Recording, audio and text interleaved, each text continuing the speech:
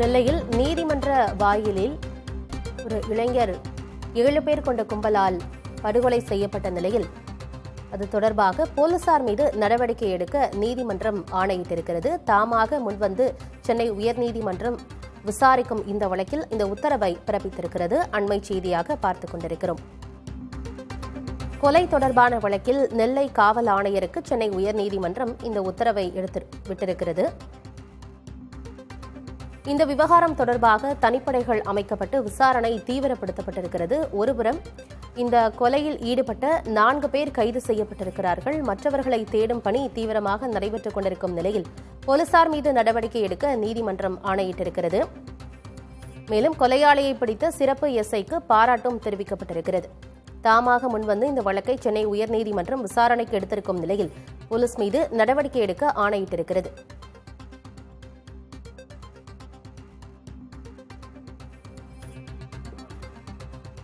விவரங்களோடு செய்தியாளர் சுப்பையா இணைந்திருக்கிறார். என்ன உத்தரவு நீதிமன்றம் கொடுத்திருக்கு சுப்பையா?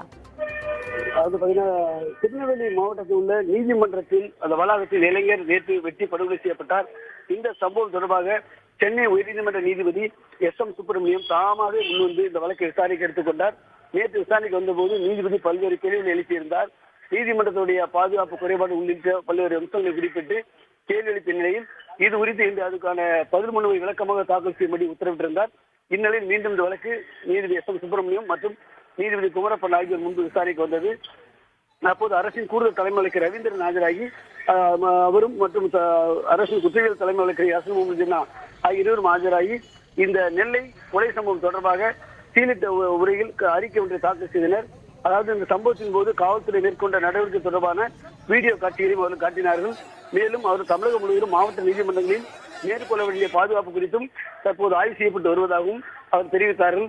வீடியோ காட்சியை பார்த்த நீதிபதிகள் ஒரே ஒரு சிறப்பு உதவி ஆய்வாளர் மட்டும் வெட்டிய நபரை அந்த கொலை சம்பவத்தில் வெட்டிய நபரை பிடிக்கும் நடவடிக்கை ஈடுபட்டதாகவும் மற்றவர்கள் என்ன செய்து கொண்டிருந்தார்கள், அந்த சம்பவத்தில் 25க்கும் மேற்பட்ட காவல்துறை இருந்திருக்கிறார் என்று கேள்விப்பினர்.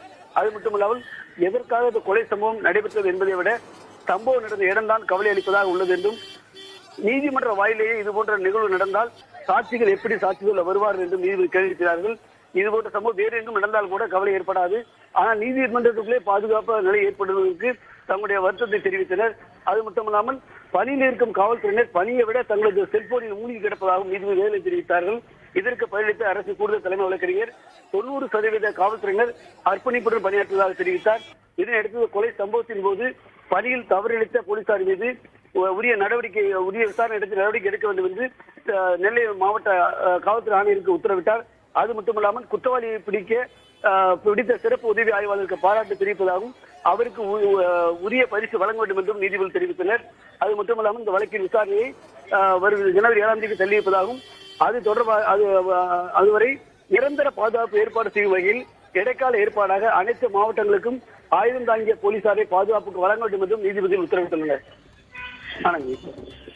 தகவல்களுக்கு நன்றி சுப்பையா.